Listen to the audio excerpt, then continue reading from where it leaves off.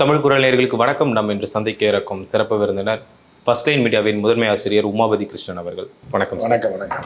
கட்சிக்குள்ளே ரேவந்த் ரெட்டியும் சந்திரபாபு நாயுடு இவங்க 2 பேரும் இப்போ அவர்கிட்ட நிறைய கோரிக்கை வைக்கிறத பார்க்குறோம். 1,00,000 கோடி ரூபாய் கேட்டுலாம் கோரிக்கை வைக்கிறாங்க. ஆல்ரெடி சபாநாயகருக்காக சந்திரபாபு நாயுடு ஒரு விஷயம் கேட்டார் அப்படின்னு எங்களுக்கு அதெல்லாம் ஒன்றுமே கேட்கல. அவர் என்னன்னா ஆந்திராவுக்கு தலைநகர் வேணும், அதுக்கு 30,000 கோடி பட்ஜெட் 5 வருஷத்துக்கு முன்னாடி 10,000 கோடி செலவு பண்ணாங்க, இன்னும் 20,000 செலவு பண்ணோம். ஆனால் இப்போ அது விலைவாசி உயர்வு காரணமாகவும் கான்ட்ராக்ட் காரணமும் ஏற்கனவே கொடுக்க வேண்டியவனுக்கு பணம் கொடுக்காம ஏமாற்றிட்டாங்க. ஒய்எஸ்ஆர் காங்கிரஸில் ஏமாற்றி கேவலப்படுத்தி விட்டாங்க இந்தியாவே. ஸோ அதனால் என்னென்னா மீண்டும் இப்போ உள்ள பட்ஜெட்டில் ஒரு 1,00,000 கோடி கேட்டால் தான் 50,000 கோடினாலும் தருவாங்க அப்படின்ற அந்த ஒரே ஒற்றை கோரிக்கையோட சந்திரபாபு நாயுடு இருக்கார். ஆனால் இவர்கள் கொடுத்து தான் ஆகணும். சிறப்பு அந்தஸ்து அதெல்லாம் ஒரு விஷயம் வேறு கேட்டு கொடுத்து தான். ஆமாம், தனியாக மாநிலத்தை பிரித்து தலைநகரே தூக்கிட்டீங்க, வளர்ச்சி அடைந்த மாநிலத்தை நாசப்படுத்தி விட்டிங்கன்னா மத்திய அரசு தானே காசு கொடுக்கணும். பிரிக்காத நான் சொல்கிறேன். நீங்கள் பிரிக்கணும் முடிவு பண்ணிட்டீங்க, அவள் பிரிச்சுட்டீங்க அப்படின்னா அவனுக்கு உள்ள இடத்த சொத்தை பிரிக்கிறீங்க, அவன் அம்மா அப்பாவெல்லாம் ஒரு வீட்டில் வைக்கிறீங்க. இந்த மகனை மட்டும் சொத்தும் கிடையாது, ஒன்றும் கிடையாது, வீடும் கிடையாது, போடான்னு துரத்தி விட்டிங்கன்னா அவனுக்கு ஒரு வீடு வாடகைக்கோ ஒத்திக்கோ பிடிச்சி கொடுக்கணும், இல்லை சொந்த வீடு வாங்கி கொடுக்கணும்ல. எல்லாத்தையும் அவன்கிட்ட பிடிங்கிட்டு அவன் வளர்த்து வச்சுருந்த எல்லாத்தையும் நீங்கள் கேப்சர் பண்ணிவிட்டு அவன் வளர்த்த நாய், அவன் வளர்த்த பேய், செடி இடி எல்லாத்தையும் பிடிக்கிட்டு அவனை துரத்தி விட்டுனா அவன் எங்கே போய் சாப்பிடுவான், எங்கே போய் படுப்பான்? ஸோ அப்போ அதுக்கு செஞ்சு தான் ஆகணும். ஸோ அந்த ஒரு கோரிக்கை தான் சந்திரபாபு நாயுடு வச்சுருக்காரு. அதை இவர்கள் செயல்படுத்தலை. இன்னொரு 6 மாதத்துலன்னா டோட்டலாக கலைச்சி விட்டு போயிடும். இம்மீடியட்டாக வாபஸ் வாங்கிடும். சந்திரபாபு நாயுடை பற்றி எங்களுக்கு தெரியாது. அவர் வேறு எந்த கோரிக்கையும் வைக்கலையா? அவன்கிட்ட மினிஸ்டர் வேணாம், மண்ணாங்கட்டி வேணாம், சபாநாயகர்லாம் வேணாம், 1,00,000 கோடி கொடு, எனக்கு கேபிட்டல் ரெடி பண்ணணும், உடனே கொடு, அப்போ தான் நான் வேலையை ஆரம்பிக்கும் அப்படின்னு கேட்டிருக்காப்புல. ஏதோ ஒரு 10,000 கோடி 15,000 கோடி ஒதுக்கிட்டு இந்த பட்ஜெட்டில் ஏதாவது ஒதுக்கி அவருக்கு ஏதாவது ஹெல்ப் பண்ணாங்கன்னா உண்டு, இல்லைன்னா தூக்கி விட்டு போயிடும். இப்போ ஆல்ரெடி பாஜக ஆளுற மாநிலங்களுக்கு மட்டும்தான் இப்போ நிதி உதவி இந்த மாதிரியான விஷயங்கள்லாம் பண்ணுறது அப்படின்னு ஒரு விஷயம் இருந்தது. அவர் கூட கேட்குற ரைட்டு தானேங்க. நீங்கள் ஒரு ஊருக்கு ஒரு ட்ரெயினை விடுறதுக்கு 1,20,000 கோடி செலவு பண்ணுவேன். மாநிலத்தை 2ஆக பிரிச்சுட்டு அந்த மாநிலத்துக்கு 5 பேர் தரமாட்டா. தலைநகரே இல்லை, ஒரு தலைநகரை உருவாக்குறதுக்கு 1,00,000 கோடி, ஒரு தலைநகரையே உருவாக்குறதுக்கு நான் 1,00,000 கோடி தான் கேட்குறேன். நீ ஒரு ட்ரெயினை அதுவும் பாம்பேலேருந்து குஜராத்தில் இப்போ எவனும் போனால் என்ன, போகலன்னா என்ன? ஏன் ஃப்ளைட்டில் போக மாட்டாங்களா? அதுக்கு புல்லட் ட்ரெயினுக்கு நீ 1,20,000 கோடி செலவு பண்ணுறேன், எனக்கு கொடுன்னு கேட்குறாப்புல. கொடுக்கலன்னா கலைச்சி விட்டு போயிடுவாப்புல. பேச்சுவார்த்தையே சந்திரபாபு நாயுடு இப்போ அமைதியாக இருக்கார்ல, அவர்கிட்டலாம் அடுத்து கொடுக்காம பேச்சுவார்த்தையை நடத்த முடியாது. ஐயோ அம்மான்னு கதறி விழுந்தால் கூட மோடி ஆச்சு டமால் தான். ஏன்னா ரெடியாக காங்கிரஸ் தயாராக இருக்குது. காங்கிரஸ் உடனே அந்த உறுதிமொழியை கொடுத்துரும். 1,00,000 கோடி தானே, நீ எங்களுக்கு சப்போர்ட் பண்ண நான் உனக்கு தரேன்ட்டாங்கன்னா முடிஞ்சு போச்சு, மோடியை கவுத்தி விட்டு போயிட்டே இருப்பாங்க. இப்போ இது ஒரு சான்ஸாக இருக்குது. அப்போ ஆனால் நிதிஷ்குமார் இப்போ என்ன ஆகிட்டார், அப்படி அமைதியாகிட்டார் அப்படிங்கிற மாதிரியான ஒரு விஷயம் இருக்குது. அப்படி என்ன பாஜகவில் ஆஃப் பண்ணி வச்சுருக்கிறாங்க? நிதிஷ்குமாருக்கு பலவித நோய்கள் தொட்டி. அப்போ ஐசியூவில் தானே அட்மிட் பண்ணணும். இந்த மாதிரி கிட்னி போச்சு, லிவர் பாதி போச்சு, பஞ்சராக கிடக்கு, சுகர் ஒரு பக்கம் வந்துச்சு, கண் ஒரு பக்கம் தெரிலங்க, அந்த நிலையில் தான் இருக்கார். அதனால் ஐசியூவில் போட்டு ஆட்சி நடத்திட்டு இருக்காங்க. ஏன்னா அவருடைய உயிர் எல்லாமே, உடமை எல்லாமே பாஜக கட்டுப்பாட்டில் இருக்குது. இப்போ அவர் ஒன்றும் ஆடவும் முடியாது, அசைக்கவும் முடியாது. இல்லைன்னா அந்த கட்சியை உடச்சி நிதிஷ்குமாரை மட்டும் தெருவில் விட்டு மீதி இருக்க 14 பேரை கூப்பிட்டு போயிடுவாங்க. ஆனால் ஏதோ இப்போ சந்திரபாபு நாயுடு நிதிஷ்குமார் ஒரு கிளச்சு மாதிரி இருக்க போகிறாங்க. மோடி பாவமாக இருக்க போகிறாரு. அந்த மோடி என்றைக்குமே பாவம், படுபாவங்க. மோடி பாவம்லாம் கிடையாது, படுபாவி, சரி படுபாவம் அப்படின்ற நிலைமையில தான் இருக்கார். அதனால் மோடி 2 தான், ஒரு படுபாவமாக இருப்பார், இல்லை படுபாவியாக இருப்பார். கடந்த 10 வருஷமாக படுபாவியாக இருந்தார், இப்போ படுபாவமாக இருக்கார். திருப்பி படுபாவி ஆகிறாரா, படுபாவமாகவே இருக்க போகிறாரான்றது தான் கிளைமேக்ஸ். இப்போ மோடி 3.0வில் நடந்திருக்கக்கூடிய முறைகேடுகள், ஊழல்கள்லாம் இப்போ ஒன்று ஒன்றா வெளியே வந்துக்கிட்டு இருக்குது அப்படிங்கிறத பார்க்குறோம். இப்போ கடந்த சில நாட்கள்லேயே நிறைய பாலங்கள் விழுது, விமான நிலையங்கள்லாம் உடஞ்சி விழுது, அந்த மாதிரியான விஷயங்கள் எல்லாத்தையும் வெளியே கொண்டு வந்துக்கிட்டே இருக்கிறாங்க. அதில் ஒன்று இப்போ ராமர் கோவில் அது ஒழுகுது அப்படிங்கிற மாதிரியான ஒரு விஷயம்லாம் கூட சொல்லிட்டு இருந்தாங்க. இப்போ அங்கேருந்து என்னென்னா, சமீபத்தில் இவ்வளோ ஊழல்கள் நீங்கள் பண்ணியிருக்கிறீங்க, ஆனால் திருப்பியும் எப்படி இவ்வளோ ஒன்றுமே நடக்காத மாதிரியே பேசுகிறீங்க அப்படிங்கிற மாதிரியான ஒரு பேச்சு. அதுதானே மோடியோட இது. அதுதானே அவர்னா எல்லாம் நடக்கிற மாதிரி, அவருடைய இயற்கையான குணமே அதுதானே. அதனால் இந்த 5 வருஷத்தில் இவர்கள் கடந்த 10 வருஷத்தில் சேர்ந்த பாவத்துக்கான பரிகாரத்தை பூரா இந்த 5 வருஷத்தில் பண்ணி முடிக்க முடியாது. இப்போ 5 வருஷத்துக்கு முன்னாடி கட்டின பாலங்கள் பூரா இப்போ இடிஞ்சு விழுந்துடும். 10 வருஷத்துக்கு முன்னாடி கட்டின சிலைகள் பூரா கௌரவ போகுது, கோயிலெல்லாம் ஓட்ட விழுந்துருச்சு. இவர்கள் ஆட்சியிலே எதை உருவாக்குனாலும் அவர்கள் ஆட்சியிலே அது காணாமல் போயிடும், அழிஞ்சு அவர்கள் காணாமல் போயிடுவாங்க. இப்போ சமீபத்தில் உத்தரப்பிரதேசத்தில் ஒரு பெரிய அசம்பாவிதம் நடந்தது அப்படின்னு சொல்கிறத பார்க்குறோம். அங்கே நடந்திருக்கு. இப்போ 150க்கும் மேற்பட்டவர் வந்து அந்த ஆன்மீக சொற்பொழிவு கேட்கும் பொழுது இறந்துட்டாங்க அப்படிலாம் பார்க்கும்போது, இப்போ அதுக்கு அயோத்திய தலைமை வந்து என்ன சொல்லியிருக்கிறாங்கன்னா, போலே பாபா அப்படிங்கிறவர் தான் வந்து இதுக்கெல்லாம் பொறுப்பேற்றுக்கணும் அப்படிங்கிற ஒரு விஷயத்த வந்து அயோத்திய தலைமையே சொல்கிறத எப்படி பார்க்கணும்? ஆமாம், அவங்க வந்து பிராமணர்கள் மட்டும்தான் தலைமை பொறுப்பில் இருக்கணும்னு நினைப்பான். போலே பாபான்ற ஒருத்தன் திடீர்னு வந்து 1,00,000 பேரை கூட்டுறான் அப்படிங்கும்போது, ராமரை விட அவனுக்கு கூட்டம் வருது. ராமர் கோயில் திறக்கிற அன்றைக்கி எவ்வளோ கூட்டம் வந்துச்சோ அதை விட டபுள் மடங்கு கூட்டம் இங்கே வரும்போது அவங்க தொழில் போட்டி தான் இல்லை. அங்கே உள்ள ஐயர்லாம் கொந்தளிச்சிருவான்ல. என்னடா நம்ம கோயிலுக்கு ஆள் வர மாட்டேறான், பாரம்பரிய ராமர் ராமாயணம் வரலாறுன்னு சொல்லிகிட்டு இருக்கோம், இவன் எவனா போலி பாபான்னு வந்து அவன் காலடி மண் எடுக்க போயிட்டாங்கன்னா அப்புறம் இவங்களுக்கு மரியாதை எல்லாம் போயிடும்ல. ஸோ அதனால் அவர்கள் வந்து பார்க்குறாங்க. தொழில் போட்டி தான் இது. இப்போ கோவில் திறக்கும் போதே வந்து கூட்டம்லாம் வரல, இன்வைட் பண்ணவங்களே நிறைய பேர் வரல, அந்த மாதிரியான விஷயங்கள்லாம் சொல்லிட்டு இருந்தாங்க. அப்போ வந்து இங்கே 80,000 தான் இருக்க முடியும் அந்த இடத்துல, ஆனால் 2,00,000 பேர் கூட்டிட்டாங்கிறதுனால ஒரு தொழில் போட்டி அது. தொழில் போட்டி தான் இருக்கிறாங்க.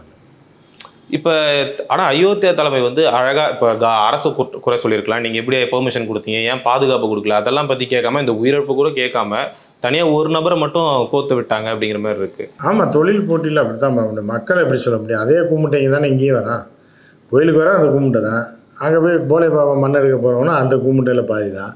அதுக்கு அவனை வச்சு தான் நம்ம சம்பாதிக்க முடியும், அவனை எப்படி குறை சொல்ல முடியும். போலே பாபா நம்ம தொழில் எதிரி. 2 கடை பக்கத்தில் வச்சுருக்கானா கடைக்கு போகிறவனை அடித்து துரத்துவான், ஓனரை காலி பண்ணணுன்னு தான் பார்ப்பான். அப்போ கடை மூடிட்டாங்கன்னா நம்ம கடை நல்லா ஓடணும், வர்றவன் போகிறவனை அடித்து என்ன பிரயோஜனம். அதில் 6 பேர் சேர்ந்தவங்க தான் வந்து அந்த நிகழ்ச்சியை ஒருங்கிணைச்சாங்க அப்படிங்கிற மாதிரியான ஒரு விஷயம்லாம் இருக்குது. ஆனால் இப்போ நீங்கள் சொல்கிற மாதிரி தொழில் போட்டே இருந்தாலுமே கூட இப்போ இந்த போலே பாபாவை மட்டும் இவங்க தனியாக அட்டாக் பண்ணுறாங்கன்னா, அப்போ இதுக்கு முன்னாடி கூட அவர் மேலே வழக்கெலாம் இருந்திருக்கு அப்படின்லாம் வேற சொல்லப்படுது. அதான் அவர் தான் டார்கெட், அவர் தான் தலைவர்னா அவரை தான் அட்டாக் பண்ணுவாங்க, அவர் வேறு யாரை போய் சம்மந்தம் இல்லாமல் அட்டாக் பண்ணுவாங்க. இப்போ அந்த அயோத்தியா கோவில் கட்டும் பொழுதே வந்து பக்கத்துலேயே விமான நிலையம் கட்டுறதுக்காக நிறைய விவசாயிகளோட நலங்கள்லாம் வந்து பறிக்கப்பட்டிருக்கு, அதுக்கெலாம் நீங்கள் எந்த ஒரு என்ன நிவாரணம் கொடுத்துருக்கீங்க அப்படிங்கிற மாதிரியான ஒரு பாஜகவுக்கு கேள்வி வச்சிருக்கிறாங்க. நீங்கள் அப்படியே இருந்தாலுமே அவ்வளோ ஊழல் பண்ணியிருக்கிறீங்க, உங்கள் கோவில் கட்டுறதுலையும் ஊழல் பண்ணுறீங்க, விமான நிலையம் கட்டுறதுலையும் இவ்வளோ ஊழல் பண்ணுறீங்கிற மாதிரியான விஷயங்கள். அதனால தானே அவர் ஓட்டு போட்டிருக்காங்க. அதாவது காங்கிரஸ்க்கு ஏன் ஓட்டு போட்டாங்க, ஏன் வந்து அந்த தொகுதியிலேயே எதிர்கட்சிகள் ஜெயிக்குதுன்னா இவங்க பண்ண ஊழலும் மக்கள் அங்கீகரிச்சிட்டாங்க. ஊழல் பண்ணியிருக்காங்கன்னா அவனை தோக்கடிச்சிட்டு இப்போ காங்கிரஸுக்கு ஓட்டு போட்டிருக்காங்க. அதான் ரிசல்ட் தான் வந்துருச்சு. அப்புறம் என்ன அதை பற்றி இப்போ பேச்சு என்ன பண்ணுறது. இல்லை, இதுக்கு அடுத்து மக்கள் மாறணும் அந்த மாதிரி இருக்குல்ல. இப்போ வேற இப்போ இந்த மாதிரி நீங்கள் ஊழல் பண்ணிட்டீங்க, இப்போ எதிர்கட்சிகள் மட்டும் இவ்வளோ கேள்வி கேட்குறாங்க, எல்லாமே இருக்காங்க. இப்போ மக்கள் வந்து எப்படி பார்க்குறாங்க இந்த? அதான் மக்கள் தான் ஓட்டு போட்டாங்களாமா, ஓட்டு போட்டு தான் வந்து அவங்க ஊழல் பண்ணுங்க திட்டு பயிலன்றது தான் அவங்களுக்கு ஓட்டு போடலையே. ராமர் கோயில் சுற்றி இருக்கிற அந்த சுற்று வட்டாரத்தில் இருக்க 4 எம்பி தொகுதியிலையும் தோத்துட்டாங்கல்ல. அதான் மக்கள் தான் தீர்ப்பு கொடுத்துட்டாங்கல்ல. இப்போது ஒட்டுமொத்தமாக பாஜக போகணுன்னா எல்லா இடத்துலையும் இந்த ஒரிசாவில் கூமுட்டைகள் இருக்காங்க, அவங்க வந்து இப்போ நேற்று நரபலி கொடுத்துருக்காங்க. இந்த மாதிரி அவர்களையும் மாற்றணும், இன்னும் மத்திய பிரதேசத்தில் ஆட்சி மாற்றம் ஏற்படணும். இதெல்லாம் ஆச்சா ஒட்டுமொத்தமாக மோடி அரசாங்கம் முடிஞ்சு போகும். சார், இந்த தேர்தலுக்கு பிறகு எதிர்க்கட்சி தலைவராக இருக்கக்கூடிய ராகுல் காந்தி அவர்கள் வந்து பேசுகிறது எல்லாமே ரொம்ப ஃபயராக இருக்குது அப்படின்னு பார்க்க முடியுது. இப்போ வந்து குஜராத்தில் பேசியிருக்கக்கூடிய ராகுல் காந்தி அவர்கள் வந்து என்ன சொல்லியிருக்காருன்னா, பிரதமர் மோடியின் சொந்த தொகுதியான குஜராத்லேயே வந்து அவர் நாங்கள் தோக்கடிப்போம் அப்படின்னு சொல்லி ஒரு விஷயம் பேசியிருக்கிறாரு. இது வந்து இப்போ ஒரு பெரிதளவில் பார்க்கப்படுது. உங்களுடைய பார்வை? குஜராத்தில் தோக்கடிக்கிறாங்கன்னா, குஜராத்தில் கிட்டத்தட்ட 20 வருடமாக பிஜேபி, இப்போ ஒரு 10 வருஷம் மோடி வந்ததுக்கப்புறம், மோடி ஒரு 15 வருஷம் 25 வருஷமாக பாஜக ஆட்சி நடக்குது. அதுக்கு என்ன காரணம் அப்படின்னா 2 காரணம் தான். ஒரு காரணம் வந்து காங்கிரஸில் ஸ்திரத்தன்மையான ஒரு தலைவர் உருவாகலை, அதை காங்கிரஸ் உருவாக்கலை குஜராத்தில். அதனால் காங்கிரஸ் அங்கே வந்து காங்கிரஸுக்கு மக்கள் வந்து பல வாய்ப்புகளை கொடுத்தாங்க. அப்படி இருந்து கடந்த காலத்தில் நான் சொல்கிறேன், இப்போ இல்லை. கேசுபாய் பட்டேல்னு ஒருத்தர் இருந்தார். அவருடைய ஆட்சி காலத்தில் அந்த இப்போ பீரியடில் பார்த்தீங்க அப்படின்னா படு கேவலமான ஒரு ஆட்சி முறையை காங்கிரஸ் காலத்தில் திருப்பி காங்கிரஸ் போட்டாங்க. நீங்கள் எடுத்து பார்த்தீங்கன்னா 20 வருஷமாக எப்படி இப்போ மோடி போட்டுட்ருக்காங்களா, பிஜேபி போட்டுட்ருக்காங்களா, அது மாதிரி 20 வருஷம் தொடர்ந்து 4 முறையாக காங்கிரஸ் தொடர்ந்து போடுது. சுதந்திரத்துக்கு பிறகு ஒரு 10 வருஷத்துக்கு பிறகு அப்புறம் ஃபுல்லாக காங்கிரஸ் தான். அதுக்கப்புறம் கடைசியாக காங்கிரஸ் வந்து ஒரு 3 முறை தொடர்ந்து காங்கிரஸுக்கு போட்டு படுதோல்வியை சந்திச்சு அதோட காங்கிரஸை மக்கள் தூக்கி குப்பையில் போட்டாங்க. ஏன்னா அந்த தலைவர் அப்போ இருந்த தலைவர்களும் தொம்மத்தனமான ஆட்கள். இந்த கட்சி கேடுகட்ட கேவலமான ஒரு கட்சியாக காங்கிரஸ் இருக்கும்போது புஜ்ஜில் வந்து பூகம்பம் வந்து இப்போ நீங்கள் வந்து இந்த மவுண்ட் ரோட்டில் இங்கெல்லாம் பிச்சை எடுக்கிறாங்க பாருங்கள், அவங்க பூரா தமிழ்காரங்க, எல்லாம் வட இந்தியனாக இருப்பான். அவெல்லாம் யாருன்னு பார்த்தீங்கன்னா யூபியோ எம்பியோ மகாராஷ்டிராவோ மத்திய இதுலேருந்து வந்தவங்க கிடையாது. எல்லாமே குஜராத்லேருந்து வந்து புது விதமான ஒரு கான்செப்டில் பிச்சை எடுக்கிறவங்க தான். அதாவது என்னென்னா சிக்னலில் பிச்சை எடுக்கிறத இன்ட்ரடியூஸ் பண்ணதே குஜராத்தில் புஜ் பூகம்பத்தில் பாதிக்கப்பட்ட மக்கள் தான். இவர்களை பிச்சைக்காரர்களாகி நடுத்தருவில் விட்டது யாருன்னா காங்கிரஸ். புரியுதா உங்களுக்கு? அதை சொல்லியே ஆகணும். நம்ம வந்து காங்கிரஸ் வரணும் போகணும் அப்படின்றதுக்காக பாஜக சப்போர்ட்டோ காங்கிரஸ் சப்போர்ட்டோ அப்படி கிடையாது. ஆனால் இந்த உண்மையை சொல்லி தான் ஆகணும். அப்படி ஒரு கேடுகட்ட கேவலமான நிலைமைக்கு காங்கிரஸ் வந்துச்சு. இப்போ உள்ள ராகுல் வேறு, அப்போ ராகுல் கையில் காங்கிரஸ் கிடையாது. நரசிம்மராவ் இருந்த காலகட்டத்தில், ஏன்னா மத்தியிலேயே வந்து ஒரு ஸ்திரத்தன்மை இல்லாத ஒரு தலைவன், யாருன்னு இது மக்களுக்கு தெரியாத ஒருத்தர் வந்து மத்தியில் நரசிம்மராவ் என்கிற நபர் வந்து அரசியல் தெரிந்தவர்களுக்கும் கட்சிக்காரர்களுக்கும் தெரியுமே தவிர இந்திய மக்களுக்கு நரசிம்மராவ்னா யாருன்னு தெரியாத ஒரு காலகட்டத்தில் நரசிம்மராவ் ஆட்சி நடக்குது 5 வருடம். அந்த காலத்தில் அவங்க மாநில அரசெல்லாம் கான்சன்ட்ரேட் பண்ணவே இல்லை. எவனே எக்கடு கேட்டால் போங்கடான்ற மாதிரியான நிலைமை. அப்போ இந்தியாவில் கட்சிகளே இல்லாமல் இருந்துச்சு. பிஜேபியும் ஒன்றும் இல்லாத கட்சி தான். அப்போ ஒன்றுமே இல்லைம்போது அதுக்கப்புறம் திருப்பி சோனியா காந்தி வந்ததுக்கப்புறம் என்னென்னா தனிப்பெரும் அந்த மாநிலத்தில் ஒரு தலைவரை உருவாக்கணும்ல, அந்த மாதிரி உருவாக்கலை. காங்கிரஸோட கேடுகாலம் முடிச்சதுக்கு காரணமே இதுதான். ஒரு செல்வாக்கு மிகுந்த ஒரு தலைவன் இருந்தால் மட்டும்தான் ஒரு ஸ்டேட்டில் அந்தந்த ஸ்டேட் பாரில் இது பண்ண முடியும். அவர்களே இவங்களே ஒழிச்சு கட்டிடுவாங்க. உதாரணத்துக்கு வந்து ஒய்எஸ்ஆர் காங்கிரஸ், அவங்க அப்பா இருந்தோடனே ஒரு சிஎம் பதவி கேட்டார், அவர் தூக்கி இருந்தோடனே அவர் போய் தனி கட்சியாக ஜெயிச்சிட்டார். அதே மாதிரி நீங்கள் வந்து வெஸ்ட் பெங்காலில் பார்த்தீங்கன்னா மம்தா பானர்ஜி பவர்ஃபுல்லான லீடராக காங்கிரஸில் இருந்தவரை ரொம்ப கொத்தடிமையாக நடந்தோடனே அந்தம்மா தனியாக போய் தனி கட்சி ஆரம்பிச்சிச்சு. இப்படி ஒவ்வொரு இடத்துலையும் வந்து பார்த்தீங்க அப்படின்னா இந்த மாதிரிலாம் இருக்குது. ஸோ அப்படி இருந்த காலம் அது. அந்த நேரத்தில் டக்குன்னு நீங்கள் உள்ளே புகுந்தாங்க. யார்? பிஜேபி உள்ளே புகுந்தவுடனே என்னென்னா அந்த புர்ஜு பூகம்பம் வந்ததுக்கப்புறம் குஜராத் ஒளிஞ்சு போயிடுச்சு. 80% குஜராத் மக்கள் வந்து வறுமையின் கீழே வாடி எல்லாம் இருந்தாங்க. அப்புறம் முதல் முறையாக வந்தோடனே இப்போ எப்படின்னா பாஜக வந்தவுடனே ஒரு புரட்சி நடந்துருச்சு. பாஜக அந்த நாட்டை குஜராத்தை வளம் குளித்த ஒரு மாநிலம் ஆகிடுச்சுன்னா அப்போ சொல்ல முடியாது. 3 வேளை சோத்து கலைஞ்சவனுக்கு 1 வேளை சோறு போட்டிங்கன்னா அது சொர்க்கமாயிரும்ல. 3 வேளையும் சாப்பாட்டுக்கு இல்லாமல், தங்குறதுக்கு இடம் இல்லாமல், படுக்க வழி இல்லாமல், வளர்ச்சி அடையாத பின்தங்கிய ஒரு மாநிலமாக இருந்த குஜராத்தில் அப்போ தான் வந்து பிஜேபி ஜெயிக்குது. ஜெயித்த உடனே என்ன ஆகுதுன்னா 3 வேளையும் சோறு இல்லாமல் இருந்தவனுக்கு 1 வேளை சோறு கொடுக்குறாங்க. அதுவே அவனுக்கு சொர்க்கலோகம் ஆயிடுது. அப்போ அப்படி இருக்கும்போது அந்த ஆட்சியை 2வது முறையாக மோடி ஆட்சி தொடர்ந்த உடனே இது அதோட 3வதாக காங்கிரஸ் வந்திருக்கணும். அப்பயும் காங்கிரஸில் ஒரு லீடரை உருவாக்கலை. புரியுது. காங்கிரஸில் ஒரு லீடர்னு ஒருத்தர் வேணும் இல்லைங்க. இவர் தான் காங்கிரஸ் தலைவர்னு சொல்கிற தெரியணும்ல. ஸோ அந்த மாதிரி யாரையும் உருவாக்காமல் மேலே குழப்பம் இதாக இருக்குது. 2 முறை காங்கிரஸ் ஆட்சியில் இருந்த காலகட்டத்திலையும் இவர்களை தட்டி விடாமல் கட்சியை வளர்க்காமல் இருந்த காரணம் 3ஆம் முறையும் மோடி தோற்க வேண்டியது. மோடியோட இந்த கலவரத்துக்கு பிறகு மோடிக்கு பெரிய அதிருப்தி அங்கே வருது. ஆனால் மக்கள் யாருக்கு ஓட்டு போடுவான்? எதிர்கட்சியே இல்லைங்க. Only BJP. எதிர்கட்சியாக எதுனா இன்னொரு கட்சி யாருன்னா அதுவும் பிஜேபி, இன்னொரு கட்சின்னா அதுவும் பிஜேபின்னு இருக்கும்போது யாருக்கு ஓட்டு போடுவான்? காங்கிரஸில் சொல்லிக்கிற மாதிரி குறிப்பிட்ட தலைவர்களே இல்லை. அப்போ இருக்கிறாங்களா அவங்க சொல்கிறதுக்கு? இப்போயும் இல்லை. அதாவது இது மாதிரி இந்த 50 வயசு வரைக்கும் எப்படி இருக்குன்னா இதே தான் பிச்சை எடுத்து அல்லெடுத்து தலைவர். 50 வயசுக்கு மேலே அப்படின்னா அது உனக்கு பழகிரும் அப்படின்ற மாதிரி தான் குஜராத்தில் காங்கிரஸ் இருக்குது. ஸோ இப்போ தான் ராகுல் இறங்கியிருக்காப்புல. இப்போ வந்து என்னன்னா 3ஆம் முறை அவங்களுக்கு அதிர்ஷ்டம் என்ன ஆயிடுச்சுன்னா மோடி பிரதமர் ஆனவுடனே டம்மி பீஸுகளாக வந்து சிஎம் ஆகுறாங்க. அப்படி இருந்து அந்த மக்கள் ஏன் ஓட்டு போடுறான்னா அதான் நான் முதல்ல சொன்னேன். 2 காரணம். ஒன்று, காங்கிரஸில் தலைவர்களே இல்லை. 2வது வந்து என்ன ஆச்சுன்னா மோடியோடைய வளர்ச்சி வந்து மோடி பிரதமர் ஆனவுடனே குஜராத் மக்களை மட்டும் வாழ வைக்கிறாங்க. இந்திய மக்களை நாசப்படுத்திட்டு நம்மளுடைய வரி பணத்தெல்லாம் கொள்ளையடிச்சு நம்மகிட்டலாம் வரியை போட்டு வாங்கிட்டு அந்த காசை வச்சு குஜராத்துக்கு புல்லட் ட்ரெயின் விட்றாங்க. அன்றைக்கி கூட மொஹபூபா மொய்த்ரா பேசினாப்பில் 1,20,000 கோடியில் நீ வந்து அகமதாபாத்துக்கும் மும்பைக்கும் ட்ரெயின் விடுற, அந்த ட்ரெயினில் எவன் போக போகிறான்னு குறிப்பிட்ட ஒரு 1000 பேர் டெய்லி போவான். இந்த 1000 பேர் போக்குவரத்துக்காக நீ என்ன பண்ணுற? 1,20,000 கோடி செலவு பண்ணுற. அதே மாதிரி கவுச்சுன்னு ஒரு மிஷின் இருக்குது, ஒரு எக்யூப்மெண்ட்டை மாட்டினா ஆக்சிடெண்ட்டே நடக்காது. இந்தியா ஃபுல்லாக அந்த கவுச் மிஷினை மாட்டுறதுக்கு 45,000 கோடி தான் ஆகும். இந்தியாவில் ஆக்சிடெண்ட்டே நடக்காது. லட்சக்கணக்கான மக்கள் வந்து பாதுகாக்க பயணிக்க முடியும், ஆக்சிடெண்ட் நடக்காது. அதுக்கு செலவு பண்ணுவேன். 2 லட்சம் கோடி உன் ஊருக்கு ட்ரெயின் விட்டுறேன்னு சொல்லி கேட்டாங்க. ஸோ இந்த மாதிரி அதீதமாக செலவு பண்ணி குஜராத்தை வளர்த்துருக்கிறதுனால அவங்க வந்து தொடர்ந்து பிஜேபி ஓட்டு போடுறாங்க. புரியுது அவங்களுக்கு? அவர்களுக்கு பாதிப்பு இல்லை. இப்போ நம்ம ஸ்டேட்டை தமிழ்நாட்டை சேர்ந்த ஒருத்தர் பிரைம் மினிஸ்டர் ஆகிடுறாரு. தமிழ்நாட்டுக்கு வாரி வழங்குறாரு. எங்கே பார்த்தாலும் ரோடு ட்ரெயின் விட்றாரு வரும்போது அவருக்கு தான் நம்ம ஓட்டு போடுவோம். யதார்த்த உண்மை தானே. ஸோ அந்த வகையில் தான் குஜராத்தில் மோடியும் பிஜேபியும் ஜெயிச்சிட்டு இருக்குது. மோடி காலி, மோடியை வந்து அந்த பதவியிலேருந்து தூக்கிட்டாங்க அப்படின்னா குஜராத்தில் நாளைக்கே அந்த கப்பல் கவுந்துடும், பிஜேபின்ற கப்பல். ஸோ அதற்கான முயற்சியை இப்போ தான் காலம் போன கடைசியில் துவங்கியிருக்காங்க. அதுவும் ராகுல் துவங்கியிருக்கிறாப்புல. எனவே அடுத்த வரக்கூடிய தேர்தலில் யாருக்கு ஓட்டு போகிறோம், ஒரு நல்ல தலைவனை உருவாக்கினாலே ஒழிய பிஜேபியை குஜராத்தில் ஒழிக்க முடியாது. இப்போ காங்கிரஸ் வந்து இவ்வளோ ரொம்ப ஸ்ட்ராங்காக சொல்கிறாங்க, உங்களோட சொந்த தொகுதியிலே நாங்கள் வந்து உங்களை தோக்கடிப்போம், பாஜகவை தோக்கடிப்போம் அப்படின்னு சொல்கிறாங்க. முடியும். அது ரொம்ப எளிமையான விஷயம், ரொம்ப எளிமையான விஷயம். ராகுல் இப்போ இருக்க செல்வாக்குக்கெல்லாம் மோடியை இப்போ ஸ்டேட்டே தூக்கி போட்டலாம். அதுக்கு அங்கே ஒரு தலைவர் உருவாக்கணும். ராகுலுக்காக ஸ்டேட் எலெக்ஷனில் ஓட்டு போட மாட்டான், அது தெரிஞ்சுங்க. ஆனால் மோடிக்காக ஸ்டேட் எலெக்ஷனில் ஓட்டு போடான். ஏன்னா அவங்க ஆள் 1,20,000 கோடி ஊரை கொள்ளையடிச்சு அவங்க ஊருக்கு ட்ரெயின் போட்டால் போட மாட்டானப்போ.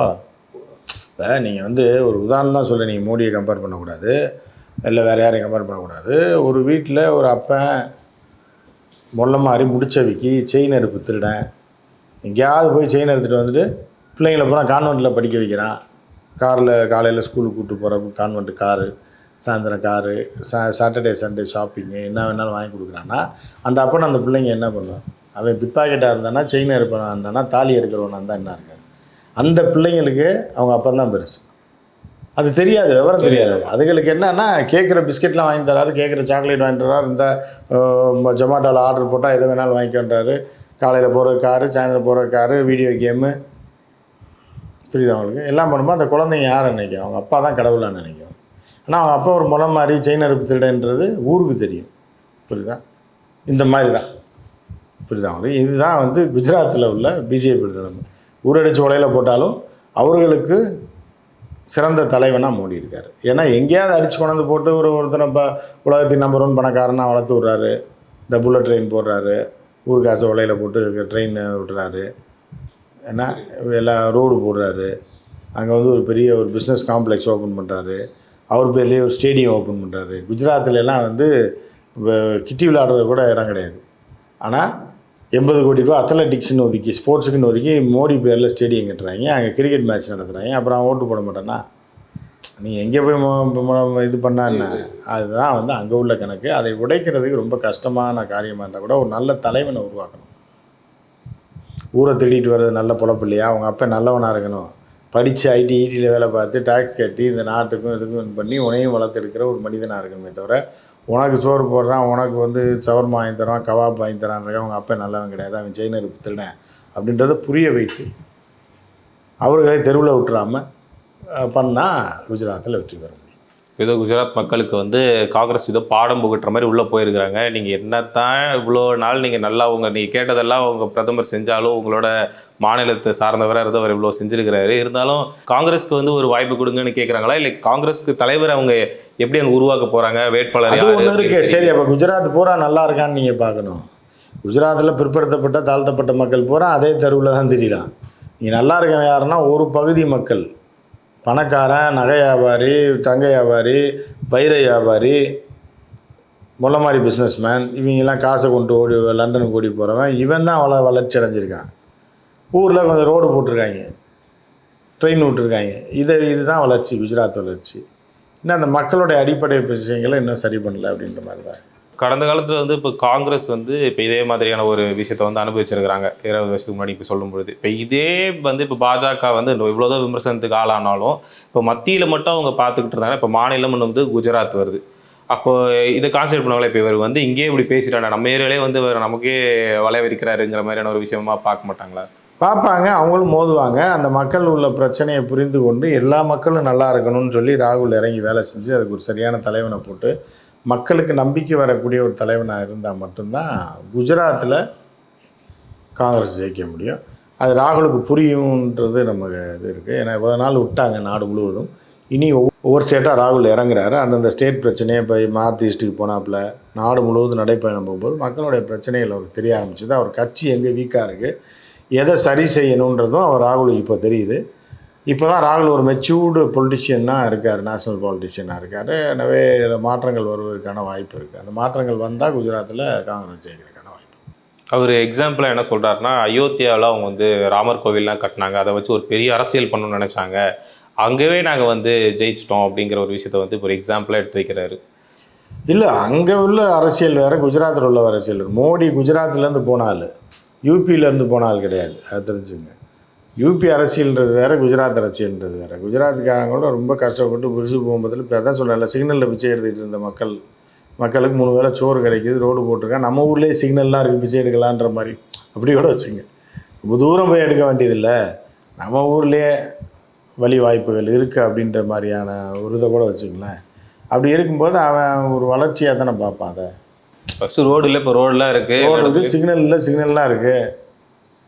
நம்ம சென்னையில் போயும் பெங்களூரில் போய் சிக்னலில் பிச்சை எடுக்கிறதுக்கு இங்கேயே எடுக்கலான்ற ஒரு தரப்பினர் இருக்காங்கல்ல, அவர்களுக்கு ஈஸியாக இருக்குல்ல உள்ளூர்லேயே பிச்சை எடுக்கிறன்றது கூட. ஸோ அப்போ அவர்களுக்கு தானே ஓட்டு போடுவான். ஸோ அதை உடைத்து நீ பிச்சை எடுக்கிறதுக்காக நீ பிறக்கலை, எல்லாருக்குமே தான் இந்த நாடு, எல்லாரும் வளமாக இருக்கிறதுக்காக தான் நாங்கள் கட்சி நடத்துகிறோம். ஒரு குறிப்பிட்ட சமூகத்தினர், குறிப்பிட்ட ஆட்கள், குறிப்பிட்ட பகுதியை சேர்ந்த நகை வியாபாரியும் வைர வியாபாரியும் அதானியும் அம்பானியும் வாழ்கிறதுக்கான அரசாங்கன்றது தான் இப்போ போயிட்டுருக்கு. அதை வச்சு நீங்கள் இப்போ சேர்த்து குறைச்சிக்கிட்டு இருக்கீங்க. எல்லாருமே அம்பானி அதானி ஆக்கலாம். அதுக்காக நீங்கள் ஆட்சி வாக்குகளை மாற்றி போடுங்க அப்படின்ற மாதிரியான முன்னெடுப்பு ஒரு தலைவரை உருவாக்குனா குஜராத்தில் ஜெயிக்கலாம். இப்போ எப்பயுமே வந்து ஒரு மாற்று அரசியலுக்கான ஒரு விஷயத்தை வந்து மக்களுமே விரும்புவாங்க அப்படிங்கிற மாதிரியான ஒரு விஷயம் இருக்குது. இப்போ இந்த டைமில் என்ன தான் காங்கிரஸை நோக்கி வந்து குஜராத் மக்கள் வந்து ஓட்டு போடுறாங்க அப்படின்னாலுமே இப்போ பாஜகங்கிறது விரட்டடிக்கப்படுமாங்கிறது ஒரு கேள்வி தானே. ஏன் விரட்டி அடிக்கணும்? அது பாட்டுக்கு இருந்துட்டு போகுது, அதே போய் விரட்டுறீங்க. அது பாட்டுக்கு எதிர்கட்சியாக இருந்துட்டு போகுது, அப்படி தான் பார்க்கணும். விரட்டிலாம் அடிக்க முடியாது. தேர்தல் நிற்பாங்க, காங்கிரஸுக்கு வாக்கு வந்ததுன்னா ஒரு நல்ல முதலமைச்சர் வந்தேன். இப்போ எல்லாமே டம்மி பீஸ். மோடி போனதுக்கப்புறம் இந்த 10 வருஷமும் டம்மி முதலமைச்சர்கள் தான் அங்கே இருக்காங்க. அமித்ஷா தான் அந்த ஸ்டேட்டை ரன் பண்ணிகிட்டு இருக்குது. நிழல் முதலமைச்சர் யாருன்னா அமித்ஷா கட்டுப்பாட்டில் தான் குஜராத்தே இருக்குது இன்றைக்கி வரைக்கும். அப்போ உண்மையான ஒரு முதலமைச்சர் இதுக்குன்னு தனியாக போடுங்கன்றது தான் காங்கிரஸ் கேட்குறது. இப்போ குஜராத்தை சேர்ந்தவர் வந்து ஒரு 3 முறை பிரதமராக இருந்திருக்கிறாரு. அதனால் வந்து இப்போ ஆல்ரெடி முதல்வராக இருந்தவர் தான் பிரதமராக இருந்திருக்கிறாருன்னு சொல்லிட்டு தான் பாஜகவுக்கு ஆதரவு பெருகிக்கிட்டே இருக்குது, குஜராத்தில் கண்டினியூ ஆகுது அப்படிங்கிற மாதிரி ஒன்று விஷயம் இருக்குது. அதாவது மோடினால தான் குஜராத்தில் ஓட்டு போடுறாங்க. மோடிக்காக தான் அந்த ஓட்டே விழுகுது. ஏன்னா நம்ம ஊருக்காரர் ஒருத்தர் பிரதமராக இருக்கார், நமக்கு வாரி வழங்கி செய்கிறாருன்ற இந்த குஜராத் மாநிலத்தை மட்டும் செய்கிறேன். ஏன்னா மகாராஷ்டிராவில் வாங்குகிற டேக்ஸு, தமிழ்நாட்டில் வாங்குகிற டேக்ஸு, கேரளாவில் வர டேக்ஸு எல்லாத்தையும் அங்கே கொண்டு போய் வளர்த்து அதை ஜிடிபி ரைஸ் பண்ணி வரக்கூடிய வெளிநாட்டு தொழிலதிபர்களை பூரா, வெளிநாட்டு தொழில்களை பூரா, இப்போ கார் கம்பெனி கலைஞர் இருந்த காலகட்டத்தில் ஹுண்டாய் கார் அது இதுன்னு திறமையின் அடிப்படையில் யார் அழைக்கிறார்கள், யார் வசதிகளை செஞ்சு கொடுக்குறாங்க, எங்கே வந்து ரிசோர்ஸஸ் நல்லா இருக்குது, மேன் பவர் எங்கே இருக்குதுன்னு பார்த்து கடந்த காலத்தில் வெளிநாட்டு முதலீட்டாளர்கள் வந்தால் கம்பெனி ஆரம்பித்தான். ஃபோர்டு கம்பெனியாக, ஹியூண்டாய், சாண்ட், இந்த மாதிரியான கம்பெனிலாம் ஆரம்பித்தாங்க, ஐடி நிறுவனங்கள். இப்போ மோடி பிரதமராக இருக்கிறதுனால திறமையற்ற தொழிலாளர்கள் இருக்கக்கூடிய மாநிலத்தில் கொண்டு போய் டம்ப் பண்ணுறாங்க. இவாங்க குஜராத்தில் கார் கம்பெனி ஆரம்பிங்க, இங்கே பண்ணுங்கன்னு சொல்லி இவர் பிரதமராக இருக்கிறதுனால முதலீட்டாளர்களை பூரா அந்த ஸ்டேட்டுக்கு அழைச்சிட்டு போய் நாங்கள் பணக்கார ஸ்டேட்டுன்னு காட்டி, இது வந்து தவறான ஒரு விஷயம் தான். அடுத்த வாய்ப்பை தட்டி பறிக்கிற ஒரு நாட்டோட பிரதமரே அந்த நாட்டு மக்களுக்கே துரோகம் பண்ணுறது தான். எங்கே போகிறவனா இந்த இது மாதிரி தான், இந்த ரோட்டில் வாங்க புரோட்டா கடையில் ஹைவேஸில் போகிறப்ப கொடியை காட்டி கூப்பிடாம பாருங்க, வாங்க பிரியாணி இருக்குன்னு. அந்த மாதிரி தான் மோடி இப்போ பண்ணிகிட்டு இருக்குது. புரியுதா உங்களுக்கு? வர்றவனை அப்படி மடைக்கிறது. இல்லைன்னா இந்த டயர் பஞ்சர் கடை வச்சுருப்பான், அவன் என்ன பண்ணுவான்னா ஒரு கிலோமீட்டருக்கு முன்னாடி ஆணியை தூக்கி போட்டுருவாங்க. அப்போ பஞ்சர் ஆச்சுன்னா கரெக்டாக அவன்கிட்ட தான் வரும். இதுதான் மோடியோட வேலை. புரியுதா உங்களுக்கு? வெளிநாட்டிலேருந்து வரவனா பாதியிலே இப்போ ஆணியை போட்டு பஞ்சர் ஆக்கி விட்டு அப்படியே குஜராத்துக்கு கூப்பிட்டு போயிடுறது. இது கேடுகட்ட கேவலமான செயல். அதை வச்சுட்டு நான் குஜராத்தை வளர்த்து எடுத்துட்டோம் அப்படின்ற மாதிரியான செயல்களை அவர் செய்து கொண்டிருக்காங்க. எவ்வளோ நாளைக்கு செய்வாங்கன்னு பார்க்கலாம். சரி சார், பார்ப்போம் சார். உங்களுடைய நேரத்திலும் கருத்துக்கள் நம்பிக்கிறேன்.